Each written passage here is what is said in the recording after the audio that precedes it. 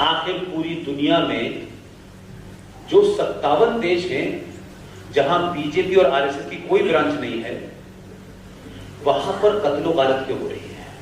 Iran में, Iraq में, Syria में, लीबिया में, उत्तर, यहां तो भाई चलिए आरएसएस वाले वो करते हैं दंगा, यहां तो भगवा आतंकवाद है, लेकिन उन 57 देशों में डिस्टर्बेंस क्यों है?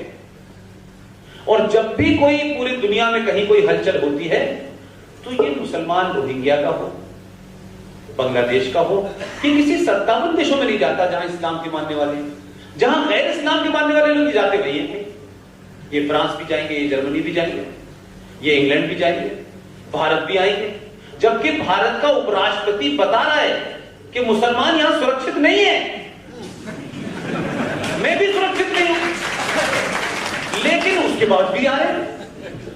और मैं तो कहता हूं हामिद साहब, क्योंकि मेरी यूनिवर्सिटी के वाइस चांसलर है, तो मैंने कहा भाई आपके देश हित में काम करें, कौम और मिल्लत के हित में काम करें, और जाए बॉर्डर पे बर्मा के कहीं इधर मत जाना, बहुत खतरनाक है, आरएसएस रहती है। वहां तो बताता नहीं भाई मेरा, दिल्ली में आके कहता है कि हम जो है हमें डर लगता है, हिंदू यहां पर जो है बहुत टेररिज्म बढ़ रहा है और हिंदू आतंकवाद बढ़ रहा है।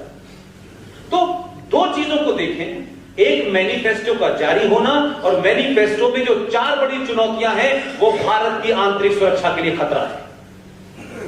इन चारों चीजों में से कोई भी चीज डायलूट होती है वो भारत के लिए खतरा है। आप असाइलम के कानून को सिर्फ इसलिए बनाना चाहते हैं कि आपने जम्मू कश्मीर में, जहां आर्टिकल 35A का सहारा लेकर के 7.5 लाख लोगों को आपने हिंदुओं को नागरिकता नहीं दी, लेकिन उसी जम्मू कश्मीर में, जम्मू के अंदर 98,000 रोहिंग्या मुसलमान बस गया पिछले 5-7 साल में। उनके पास आधार भी है, राशन कार्ड भी है, बिजली का बिल है। अब अगर इसके बाद भी मैं ये कहूं कि ये हिंदू मुस्लिम मामला नहीं है, तो फिर ये कौन सी गंगा जमुना तहसील है भाई? जो वहां के ओरिजिनल बाशिंदे थे उस कश्मीर के जो पाकिस्तान के पास है, उनको आपने नागरिकता नहीं दी क्योंकि वो हिंदू थे, क्योंकि आर्टिकल 35A था। लेकिन 2009, 10, 11, 12 से लेकर के रोहिंग्या मुसलमान जम्मू में पहुंच कैसे गया? आप और मैं 2 दिन के बाद रहने लगे तो कोई पूछ लेगा आप यहां क्या कर रहे हैं, बताइए कहां से आए? लेकिन उन रोहिंग्या मुसलमानों से नहीं किसी ने पूछा, उनको बसा दिया गया। लिहाजा ये सरकार रहती है नहीं रहती है ये एक अलग विषय है, लेकिन जिन लोगों ने मैनिफेस्टो जारी किया है वो आंतरिक सुरक्षा के लिए चैलेंज है। इसलिए मैं कह रहा हूं कि 70 साल पहले जो चीजें की गई, संवैधानिक तौर पे की गई, और जिस तरीके से एक के बाद आती चली गई, उससे उन आतंकवादियों को, उन गद्दारों को, देश तोड़ने वाली ताकतों को लगातार कहां से ऑक्सीजन मिल रही थी, ये इस मैनिफेस्टो के बाद ओपन हो गया। अब कोई कंफ्यूजन नहीं है, अब कोई कंफ्यूजन नहीं है। इसलिए अपना वोट जब 23 तारीख को आप डालने जाएं तो भारत के संविधान का 15वां भाग जरूर पढ़ के जाइएगा। भाग 15 संविधान का जो है, नहीं हो तो मैं उसका कागज आपको ओरिजिनल भेज देता हूं। वोट डालने से पहले एक बार उसको देख लीजिएगा, सिर्फ ये देख लीजिएगा कि भाग 15 पे क्या लिखा हुआ है। मेरी पूरी कन्विक्शन के साथ कह रहा हूं, आप वोट सही जगह डालेंगे, सिर्फ उसे देख लीजिएगा कि यार ये भारत का जो संविधान है, जो ओरिजिनल संविधान है, इसके पहले पेज पे क्या तस्वीर बन रही है, इसके भाग 15 पे क्या तस्वीर बन रही है। आखिर ये कौन लोग थे जिन्होंने संविधान बनाने के बाद जब उनसे कहा गया कि संविधान तो पूरा ब्लैंक है, तो इन खाली जगहों को भरा जाए, तो उस वक्त की संविधान सभा की सबकी सहमति से उसमें रामचंद्र जी की तस्वीर है, उसमें सीता की तस्वीर है, उसमें अर्जुन की तस्वीर है, उसमें गुरु गोविंद सिंह की तस्वीर है, उसमें शिवाजी की तस्वीर है। तो भाग 15 जब देख के आप जाएंगे और देखेंगे आखिर क्या वजह थी, इनको संविधान के लोगों ने जगह दी, इनकी तस्वीरें हुई, और क्या वजह है कि आज इस देश में जिन लोगों ने इनकी हत्याएं की हैं, उनके मानने वालों को आपको वोट देना है, या इन्होंने जो सैक्रिफाइस किया है उनको वोट देना है। वो तस्वीर देख के जाइएगा। इस्लाम के बारे में बहुत कुछ बोला जा सकता है। इस्लाम, मेरे कन्विक्शन, मेरी पढ़ाई, मेरी जानकारी, तमाम 10 साल बाद 15 साल लोगों से मिलने के बाद मैं मानता हूं Islam is not a religion, Islam is a political ideology to capture power, nothing more than that.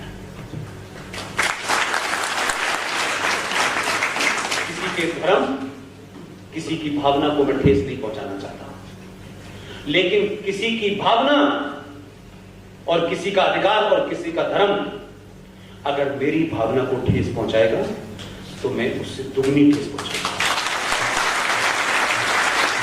अगर आदर चाहते हो, अगर इज्जत चाहते हो, तो इज्जत पहले दीजिए आप, उसके बाद मिलेगी।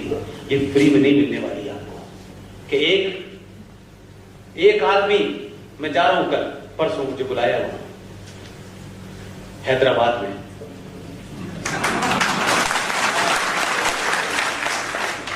मुझसे कहा पुष्पेंद्र जी आपको आना है।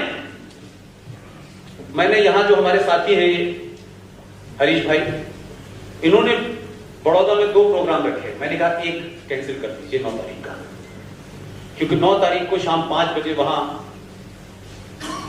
जो टाइम होता है कैनवेसिंग का वो खत्म हो जाएगा। मैं किसी पार्टी के लिए नहीं जा रहा, लोगों ने कहा जो आप कहते बस यहां कह दीजिए आगे, वो असदुद्दीन की कॉन्स्टिट्यूंसी है, मैं इसलिए बोलना चाह रहा हूं। ताज्जुब देखिए कि जो इस देश की पार्लियामेंट में बैठे हुए हैं वो आपके ऊपर एहसान करते हुए क्या कहते हैं कि हम जब भारत पाकिस्तान बन रहा था तो हम पाकिस्तान नहीं गए, हमने 2 नेशन थ्योरी का विरोध किया, हमारे बाप दादे इसी मट्टी में हैं, हम यहां से नहीं जाएंगे। तो उसका छोटा भाई कहता है जब हम जाएंगे तो लाल किला ले जाएंगे, गोलकुंडा ले जाएंगे, ताजमहल ले जाएंगे।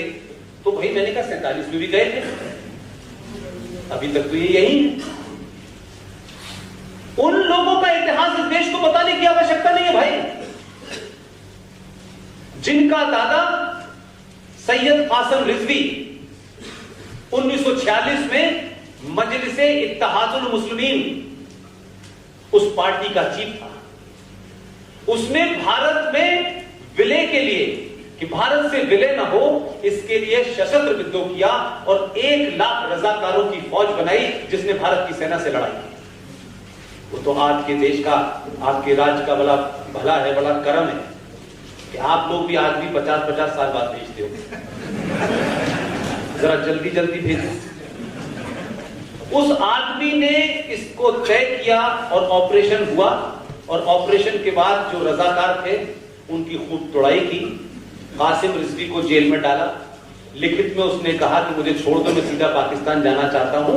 वो ही मजलिसे इत्तेहादुल मुस्लिमीन उस 47 की घटना के बाद जब उनको समझ आ गया कि पटेल जी ने तो हमें निपटा दिया है, अगर उनको पता होता कि 50 साल बाद एक और पटेल आने वाला है तो ये कभी भाषा नहीं बोलते। उन्होंने क्या किया, वो कह रहे हैं कि हम गए नहीं, तुम जाना चाहते थे, तुमने तो फौज बनाई थी। वो तो भला हो पटेल का कि फौज का पता नहीं हो, कमांडर का पता नहीं है कहां है। वो लोग इस देश में माइनॉरिटी की तरह नहीं रहते। माइनॉरिटी की तरह रहने का मतलब ये नहीं है कि आप किसी से डर के रहें, लेकिन माइनॉरिटी का ये भी मतलब नहीं है कि इस देश की मेजॉरिटी को आप खुलेआम गाली दें, क्योंकि वो रिएक्ट नहीं करती। तो कोई कहता है 15 मिनट के लिए पुलिस हटा दो, हम बता देंगे आपने कितनी देर के लिए हटाई थी, तब भी उसकी समझ में नहीं आया। मैं कह रहा हूं कि जो एक्सपेरिमेंट हो गया है गुजरात में, इससे कहीं पूरा देश प्रेरणा नहीं ले ले।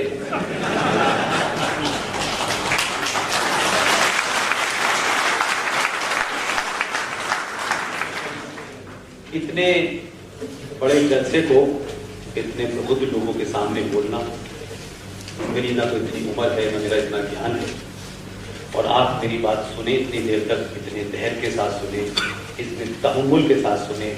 मेरी उर्दू भी आपने बर्दाश्त की, कुरान भी बर्दाश्त किया, लेकिन मैं एक ही बात इस वजह से इसलिए कह रहा हूँ कि ये स्पीच जब पढ़ेगी, मेरे बहुत मित्र हैं, कल मेरे साथ कार में आ रहे थे, क्योंकि कुछ देर से कुछ कहना चाहते थे इनके चेहरे के एक्सप्रेशन से। मैंने कहा आप कह दीजिए अगर कोई बात ऐसे है मन में आपके, मैं भी पहली बार इनसे मिला। तो इन्होंने कहा मैं एक बात आपसे पूछना चाहता हूं। मैंने कहा पूछ ही लीजिए, मैं तो एक ही बात बता रहा हूं सबको। इन्होंने कहा ये मेरी कहते रुके, तो मैं कहा आपकी पत्नी ने कुछ कहा है क्या? बोले आपने बिल्कुल सही पकड़ा। मैंने कहा मैं भी ये भी बता देता हूं कि आपकी पत्नी ने क्या कहा है। बोले जैसे ही वो आपकी स्पीच उसने सुनी, और बोले ये तो मुसलमान है, ये क्या बिस्मिल्लाहिर्रहमानिर्रहीम कहता है, मैं इसकी बात ही नहीं सुनूंगी।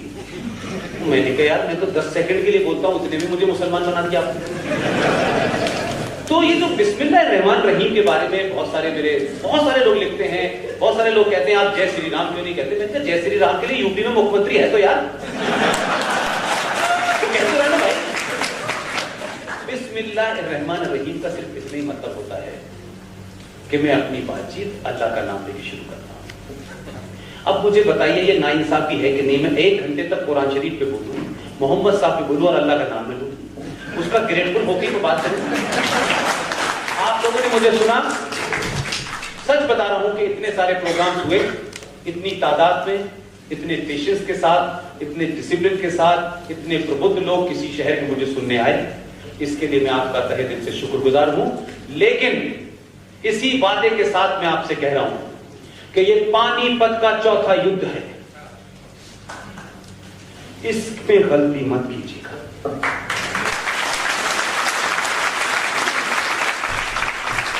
कुछ गलतियां इतिहास में जिन्होंने की हैं उसको हम लोग भुगत रहे हैं। आप अपने लिए नहीं, आने वाली जनरेशन में। आपको कोई पॉलिटिकली इनकरेक्ट कहता है कि आप कम्युनल है कि ना भाई हम कम्युनल हैं। हमारे लिए ये देश अगर कम्युनल होने से बचता है तो हम महाकम्युनल हैं। अगर कोई कहता है कि आप आरएसएस के एजेंट हैं तो कहते हैं भाई आरएसएस का एजेंट बनना फिर भी फख्र की बात है, कम से कम जैश मोहम्मद के तो नहीं है भाई।